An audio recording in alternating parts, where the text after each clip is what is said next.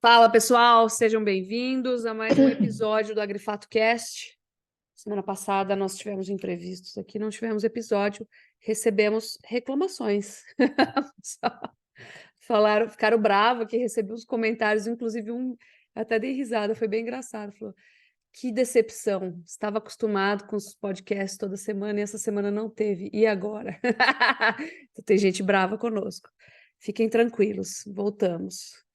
E semaninha boa, né? Uma dupla de semanas aí, principalmente para o boi gordo, acho que para os agricultores também. Daqui a pouco a gente entra na parte de grãos, mas semaninha melhor, né? Escalas encurtando de maneira lenta. Então nós tínhamos 9 dias, caiu para 8, depois ficou em 8 aí mais ou menos, se manteve, mas pedidas mais altas pelo boi Brasil afora, não só em São Paulo, né? Confirmando aquele cenário que a gente tinha projetado, que era de uma transição educada, né, moderada entre safra. Temos que lembrar que o Brasil é um país grande, dimensões continentais, tem praça que parou de chover já faz um tempo, tem praça que ainda está com capacidade de suporte um pouco mais interessante, e isso vem cedendo espaço aí para preços um pouquinho mais altos. Então, estamos vendo uma transição de safra para a entre-safra. E aí eu chamo a atenção para dois materiais que a gente publicou nesse meio tempo, acho que vale a pena a gente abordar, são materiais bem completos.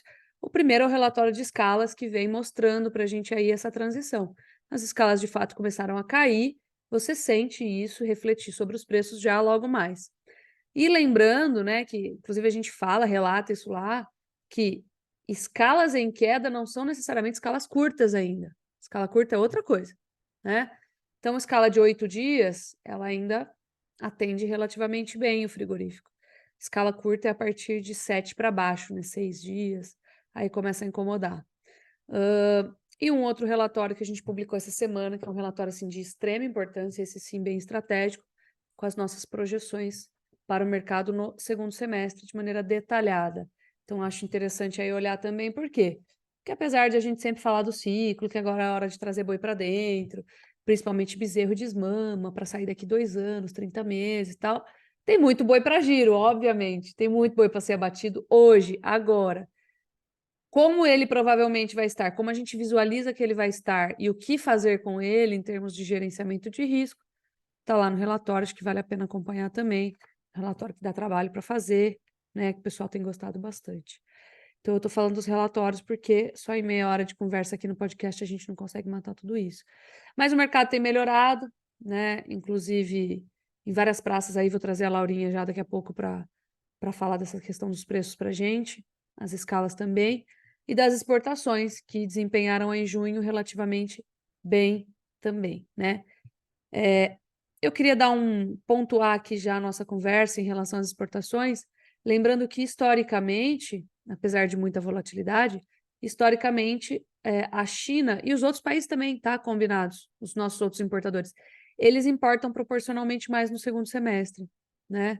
Então, a China, por conta do Ano Novo Chinês, tem uma sazonalidade de importações que faz acelerar as compras no segundo semestre, com pico que normalmente se atinge em outubro. Não é regra, mas é a maioria das vezes, né? Desde que a gente começou a exportar para eles em 2015. E a Europa, por exemplo, porque há congelamentos dos portos, tem um custo maior de se importar no final do ano, então eles antecipam as compras muitas vezes, tá bom? Então, tudo isso faz com que normalmente a gente tenha uma aceleração de exportações no segundo semestre. Mas vamos lá, para ser bem didático, né? Porque hoje a gente tem que explicar tudo tintim por tintim.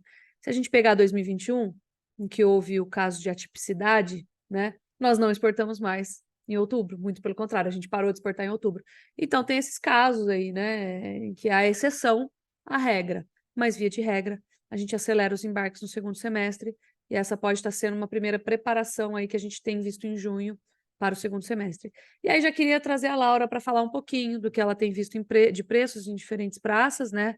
Ela que está bem ligada aqui aos clientes, tem pegado bastante negócios que, inclusive, às vezes nem saem na mídia. E também para falar sobre as exportações, o que aconteceu aí com o preço da tonelada, que vinha caindo, e com o provável volume que a gente vai fechar em junho. Bem-vinda, Laurinha. Perfeito. Agradecer ao pessoal aí mais uma semana pela nossa audiência, né, por estar nos ouvindo. Bom ouvir essa cobrança aí do pessoal também, sinal que a gente está fazendo o pessoal legal, fazendo um trabalho legal e que estão nos ouvindo, né? Então, muito obrigada a todos mais uma vez. E é exatamente isso. Graças a Deus, foi começando a reagir, né? A gente veio aí por mais de 2 meses de quedas consecutivas para os preços da arroba. Cada semana que se passava, a gente estava naquela esperança de que fosse de fato fundo. E o fundo, pelo visto, passou agora, né? A gente viu na última semana recuperação de 3,2% no CPEA, no comparativo semanal. O nosso indicador aqui da Grifato, né, o indicador nosso, apresentou também uma valorização na casa de 2%. E hoje o que a gente vê em São Paulo é um boi China que antes estava sendo cotado a 245, já na casa dos 250. Boi comum, que antes era 235, 240 agora.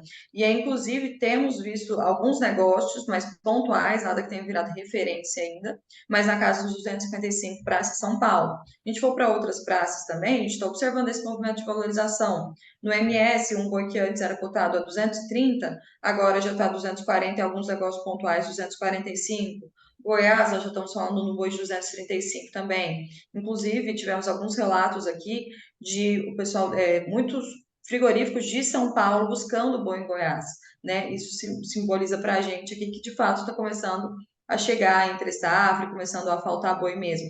Minas Gerais também observamos valorização aí na casa de R$ 10 por arroba, então numa média dos estados a gente observou as arrobas subindo aí na casa de 5 a R$ 10 e os frigoríficos, inclusive, oferecendo algumas ofertas pontuais até mais elevadas que isso, então um movimento um pouco mais ascendente, né? Claro que a gente sempre pontua aqui que faz de baixo de ciclo não tem muito milagre, mas a questão sazonal de safra entre safra, ela perdura até nos anos ruins, né? Que é um ano como esse que nós estamos vivendo. E exportações, falando um pouquinho de exportações, né? As exportações estão indo muito bem. Mês de maio foi recorde, junho, pelo visto, vamos bater um novo recorde. Nós já nesse mês embarcamos 154 mil toneladas, né, nessas 3 semanas aí do mês, com uma média diária 33% superior à que foi a média diária de junho de 2022. Então, se tudo continuar como está sendo durante todas as semanas, todos os dias desse mês, a gente vai bater um novo recorde para esse mês também.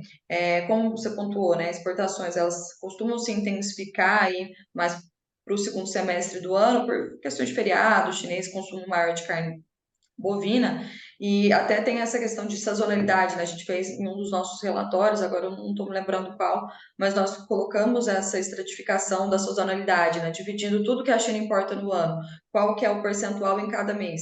Nós observamos que no mês de janeiro, por exemplo, a China importa o correspondente a 6% do volume anual. Já no mês ali de setembro, outubro, eles importam na casa de 11%. Então, eles de fato importam bem mais no segundo semestre.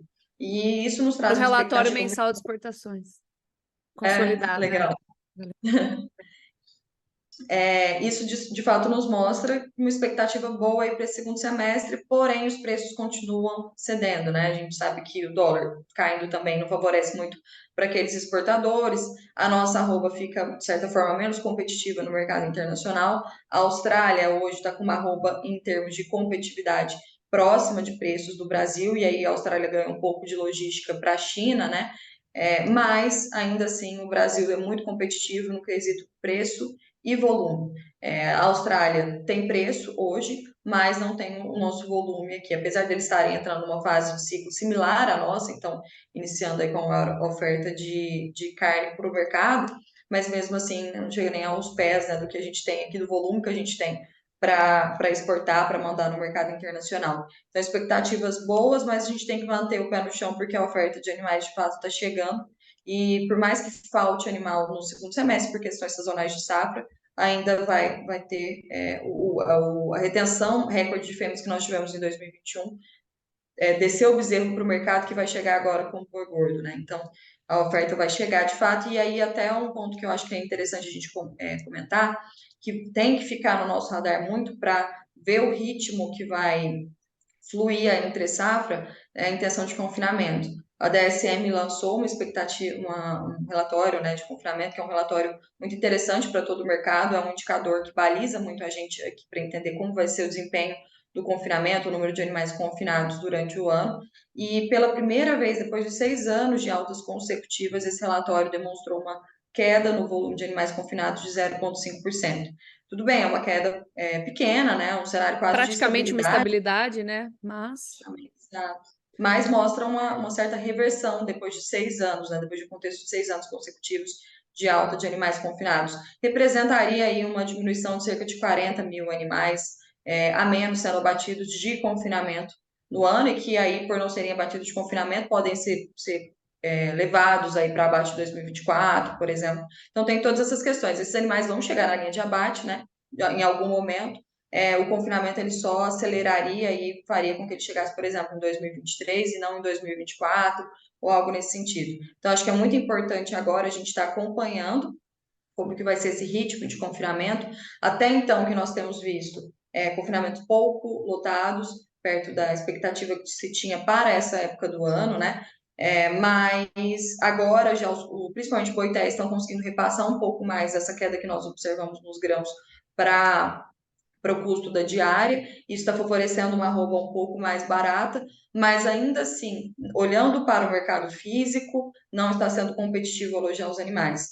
O mercado futuro está começando a reagir um pouco mais, isso é bom até para confinamento, né? Porque o confinador olha lá o custo da arroba e olha para o mercado futuro. Se o mercado futuro estiver mais favorável, dá um certo ânimo a mais e uma segurança a mais, né? Que ele pode alojar aquele animal em modelo de confinamento e, ao mesmo tempo, realizar essa trava garantindo ali a sua margem. Mas hoje o mercado futuro, pelos preços praticados na maioria das regiões do Brasil, ainda com preço de 265 para o outubro, ainda não se torna tão viável. Então, acho que é o perfeito. cenário que E nós faz sentido, temos. né? A gente pega, por exemplo, os dados cruzados do IMEA, e eles têm lá os relatórios de intenção de confinamento. E por sinal, esse da DSM é a intenção, né? Ainda não é o realizado, tem o realizado parcial daqui para trás, assim como o do INMEA. Mas é interessante porque a intenção era maior do que de fato o realizado, principalmente no último mês, que foi agora o mês de maio. Então, vem em linha, né, com a queda muito forte do preço. Apesar de o custo nutricional ter caído, né, ele ainda não tá, a troca não tá nas melhores relações históricas. O milho e a soja caíram bastante, mas a troca com milho não está no menor patamar histórico. Em 2017, por exemplo, que foi um ano de fase de baixa também, a troca estava melhor. Eu não tenho de cabeça aqui agora. Eu vou postar depois para vocês. Então, esse é um ponto importante, né? O pessoal olhou muito para o preço, apesar de ter Sim. dado margem no nosso. A gente tem um modelo de custo aqui que mostra que tem, né? Quando o cara faz a aquisição ali, faz a operação só de confinamento, tinha margem. Mas acho que o pessoal se assustou muito com os preços. Não sei até onde vai cair, tá caindo muito forte. Deixa eu esperar para ver o que vai acontecer. E isso vai ter reflexo sobre a oferta, né? Já está tendo, acho que já está tendo, entendeu? Essa virada aí, mesmo que leve, devagar, lenta, acho que ela já mostra isso. E a bolsa, de certa forma, até precifica um pouco isso, porque se a gente olha, por exemplo, para o contrato de julho e o contrato de outubro, novembro, Uhum. quase você vê ali R$ 2 de ágio frente a esses 2 meses, né? Então a bolsa já está precificando, porque maio a gente praticamente não teve lotação suficiente de confinamento. Muitos pecuaristas desanimados, preços ruins, ninguém estava acreditando numa alta da arroba suficiente para colocar aí para o risco, né, naquela operação. E isso vai refletir agora na oferta de animais de agosto, setembro. Os animais que não foram alojados no confinamento em maio, eles não vão estar dando saída em agosto, setembro, né? Então, a bolsa precifica um pouco esse sentimento também de uma variação, quase flat, né? Que a gente fala, quase os mesmos preços assim, durante todos os meses, justamente por essa questão de não ter sido alojado nos meses anteriores, que não vão dar saída agora. Uhum, perfeito. Então é mais ou menos por aí.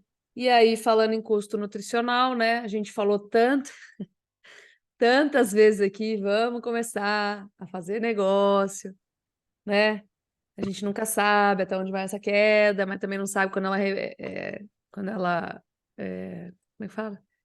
Reverte, né, a tendência. E aí tivemos algumas boas novidades, bem fortes, por sinal, nessas últimas 2 semanas. E eu já queria trazer o Stefan para comentar, o Stefan e o Rodrigo. E aí, fio? O Stefan passou uma semana aí conversando muito com os clientes, uns os cabelo branco produtores. no É, ombro, ou uns conta a aí. menos. Mas vamos lá, turma. É um momento de muito estresse aí no mercado de grãos, a última semana principalmente. Tanto Chicago quanto B3 tiveram aí picos, né, umas explosões refletindo o cenário de Estados Unidos durante o mês de junho, que foi muito seco, trouxe uma perspectiva ali, uma intensidade de seca semelhante à safra de 2012 em termos de abrangência, mas com algumas diferenças, né, apesar de um cenário de estresse hídrico mais abrangente nas regiões produtoras de soja e milho, as temperaturas nos Estados Unidos estão mais baixas e isso ameniza o potencial de perda de produção. É fato que Estados Unidos vai ter uma safra menor de soja e milho. E agora a gente teve aí ocorrência de chuvas no final de semana. Temos boas previsões de chuva para os próximos 7, 14 dias. Um ponto interessante foi a assertividade dos modelos, a baixa assertividade durante o mês de junho. Mês de julho, um cenário mais positivo em termos de chuva. Agora, a questão é a concretização dessas chuvas e o comportamento do mercado. A gente está vendo essa semana o mercado devolvendo toda a alta da semana passada, até indo um pouco mais abaixo, diante dessa previsão climática, diante desse cenário climático, que ameniza, né, e acaba trazendo ali uma suavização do cenário, né? As perdas aparentemente vão ser estancadas, há até uma possibilidade, né, dependendo do comportamento de chuvas e temperaturas, de uma recuperação parcial de potencial produtivo, mas já é dado aí que Estados Unidos vai ter cortes de produção. Provavelmente aí 6 a 7% sobre a safra de milho, 385 milhões, que era 6, 7%, aí a gente vai ter um corte em cima disso. Indicações iniciais, e para a safra de soja ali inicialmente na casa de 3 a 4% sobre 123, 124 milhões de toneladas. Causa, sim, um estresse em cenário global de oferta e demanda, aparentemente, mas ainda traz um cenário mais confortável quando a gente olha a situação norte-americana e situação global, esses cortes de produção. A situação ela está sendo amenizada pela questão de oferta no Brasil. Quando a gente olha nessas explosões de Chicago, aqui no cenário brasileiro, a gente vê um movimento contrário e na mesma intensidade dos prêmios de exportação. Tivemos algumas movimentações de preço para o mercado disponível para soja, para milho, altas de 3, 4 até 5 reais a saca, mas essa semana o mercado já está devolvendo por conta dessa realização desse cenário. E a gente tem aqui ainda no Brasil uma pressão de safra, uma pressão de oferta. Muita soja ainda disponível na mão do produtor. Milho está começando a colher ali 11% mais ou menos de área colhida. Uma pressão de oferta que vai entrar muito grande aí a partir do segunda quinzena de julho. Tem sim um cenário confortável de oferta, mas o mercado hoje, né, o Brasil está muito descontado internacionalmente em termos de preço de soja, e o mercado quer continuar comprando barato. Então, mesmo que a gente veja estresses lá em Chicago, é bom o produtor olhar no retrovisor e ver o que aconteceu com a soja. Os prêmios despencaram, o mercado fragilizou, e mesmo que a gente tenha um estresse de safra norte-americana, o mercado aqui ele tende a continuar um pouco mais fragilizado pela situação de oferta que se desenha. Mas o cenário ainda, né, o jogo ainda está aberto para a safra norte-americana e para o cenário de preço. Por enquanto, um mercado mais pressionado e mais ofertado, mas nada impede aí, por conjuntura internacional, tem situação de risco ainda, a Ucrânia, a Rússia, que voltou a estressar no final de semana, tem apetite chinês para a gente estar monitorando também. Tudo isso pode trazer alguma possibilidade aí de sustentação para preços e o mercado talvez não sentir tanto impacto aí, tem uma minimização do impacto de oferta. E queria passar para o Rodrigo, né, tanto de boi quanto de grãos, aí, como que foi o movimento das bolsas nesses últimos dias de alta intensidade. Bacana, Stefan. Vamos lá, pessoal. Bom dia, boa tarde, boa noite a todos que nos acompanham. Como o Stefan pontuou, intensos movimentos para cima e para baixo essa semana no mercado de grãos em Chicago. Vou começar por lá. Nós tivemos um pico de preços, tanto para os futuros de milho quanto de soja, no dia 21 de junho, então cerca de 7 dias atrás. E os preços no curto prazo, se a gente observa gráfico diário, eles reverteram a tendência, né? Fizeram um movimento de alta, topos e fundos ascendentes. Então, observando até essa data, a tendência pode-se afirmar que era de alta, e isso também foi confirmado com o posicionamento dos fundos, né? Nesse período de mercado climático, eles tendem a exagerar nas posições, né? Então, esse report de Desculpa te clima interromper, seco, isso não é para vender, é para comprar, né? Não tem que ficar de fora, né? Não tem que ficar parado. sim, sim, tomada de decisão muito rápida, e os dados que saíram, o report do CFTC, que sai toda sexta-feira, então o atualizado que a gente tem do dia 23, ele engloba até o dia 20, né? Então, até a terça-feira passada, os fundos que já estavam comprados, né, em algumas commodities, eles aumentaram as posições compradas, e as posições que eram vendidas até um tempo atrás, né, o saldo vendido em derivativos de óleo de soja, por exemplo, em milho, inclusive, essas posições já estavam bem compradas de novo. Então, tanto no milho quanto no complexo soja, os fundos estavam bem positivos, de novo, até o dia 20, cenário que, assim, é difícil cravar porque não saiu ainda, mas devido a esse também intenso movimento de queda essa semana, entre quinta e sexta-feira passada, muito provavelmente o relatório que sairá nessa sexta-feira, que engloba até o movimento de preços de ontem, terça-feira, 27, os fundos tendem a reduzir essas posições, de acordo com o movimento de preços que a gente viu. Essas indicações de temperaturas mais amenas, chuvas dentro e acima do normal para importantes regiões produtoras nos Estados Unidos. Se a gente observa os mapas do NOAA, tanto de curto ou médio prazo, né? O mês de julho trouxe aí uma boa queda para os preços. Como eu disse, no dia 21 foi o pico, e se a gente observa os vencimentos mais longos de soja, de milho, já reduziram cerca de 50% ou mais dessa perna de alta. Só para trazer aqui para o pessoal que nos ouve, em Chicago, vencimento setembro, o ZCU 23 está a $5,44 por bushel. No dia 21, a máxima foi 6,24, já reduziu bastante. O de soja agora, o referência para a entrada da safra norte-americana, novembro, ele está a $12,85 por bushel. Esses preços estiveram bem acima dos $13,50, $13,70 por bushel, ali entre o dia 20 e 21 desse mês.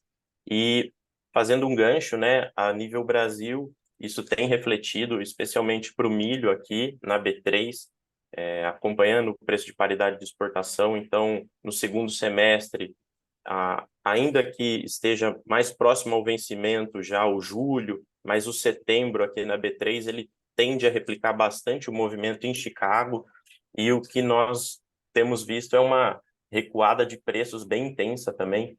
O setembro, a referência setembro, o CCI 1023, que chegou a trabalhar acima dos R$ 64 a saca entre 21 e 22 de junho. Na tela agora, ele está R$ 57,38 a saca, vencimento setembro. E o julho já também abaixo até da referência do CPEA, a R$ 55,15 a saca. O fechamento do CPEA físico, que baliza esses contratos futuros em bolsa, no dia de ontem ele veio a R$ 57,67 a saca. Então, muita atenção, né? Como eu disse, esses movimentos de preços atrelados ao movimento de Chicago. A gente tem ainda um cenário de oferta falando de milho, né? Para chegar ainda, o USDA aponta a safra 22-23 brasileira em 132 milhões de toneladas. Conab trouxe esse número de área colhida de 11% apenas, né, até o dia 25. Tem muita oferta ainda para entrar no mercado, então muita atenção. E fazendo um gancho aqui para o mercado de boi, aproveitando o B3, Vencimento outubro, que é o contrato mais líquido, mais negociado atualmente, 2,65 na tela. E uma coisa interessante que a gente sempre traz toda sexta-feira, o posicionamento de players do mercado, né, dos agentes, investidor institucional, PJ não financeira. Para o boi, a gente está observando um mercado mais firme, né? Se a gente observa no mesmo período analisado o movimento de preços de alta e o número de contratos em aberto, né? Se a gente observa futuros e opções, ele tem aumentado. Isso demonstra um comprometimento dos participantes com a alta. E isso não vem dessa última semana, vem de 2, 3 semanas, então o mercado um pouco mais firme. E no gráfico diário aqui a gente já tem também topos e fundos ascendentes, mercado esboçando essa reação para cima. E isso em linha com o entre-safra, né? Com esse próprio desânimo do produtor. Então, essa é a coligação de indicadores que a gente faz aqui para tentar traçar alguma recomendação, né? Nunca uma coisa só, tem que vir de várias análises conjuntas aí, esse é o ponto. E vocês veem, o mercado deu uma boa revertida aí em todas as commodities que a gente acompanha aqui praticamente, né? O pessoal até me perguntou esses dias, eu sinceramente acho que não, mas eu de fato não soube responder. Recebi uma pergunta interessante, falou, nossa, o ciclo do boi, ele tá ligado com o ciclo agrícola de milho e soja? E é engraçado que eu lembro que em 2010 a gente teve uma forte reação do preço do boi também, que durou ali mais ou menos de abril até outubro. E foi um ano bom também para os grãos. E lembrei do ano retrasado, né? Ano retrasado e 2020, que também as commodities andaram juntas. Falei, puxa vida, pode ser. Preciso analisar isso mais de perto. Eu diria que não, porque para mim o mais macro que tem é o ciclo pecuário, mas talvez a fase de alta do ciclo pecuário deu uma boa puxada aí nas outras proteínas, no consumo de milho também, né? Acabe dando uma mexidinha com a demanda, e demanda por nutrição animal tem uma participação grande na demanda de grãos aí como um todo, então, interessante, né? Vou dar uma olhada com mais carinho aí, para poder ter uma tese bem estruturadinha, mas é interessante que agora está tudo caindo também junto, né? Acho que a gente precisa analisar isso mais de perto. Mas tá bom, vamos aí para a nossa semana, tem bastante coisa para falar. Eu vou fazer um reforço aqui dessa informação. Segundo semestre, estamos otimistas. Apesar de ser fase de baixa, ainda assim nós temos a sazonalidade proeminente, segundo semestre tem menos boi. Esse desânimo absurdo, né? Ele pode trazer uma falta de oferta no segundo semestre. 2017 foi assim. No relatório a gente faz uma comparação bem detalhada dos 2 anos, que eu acho que vale muito a pena ler. Então, 2017 o boi caiu e recuperou quase tudo no segundo semestre. Eu acho que 2023, me cobrem aqui no final do ano, a gente vai ver se isso deu certo ou não, mas eu acho que pode ir numa linha parecida, e a gente fez a projeção aí no último relatório especial, acho que vale a pena ler. Valeu, turma! Show. Obrigadão. Boa semana para nós. Obrigada, Valeu, turma. Boa boa semana, Obrigado, bom pessoal. trabalho. Boa Valeu. semana. Beijão.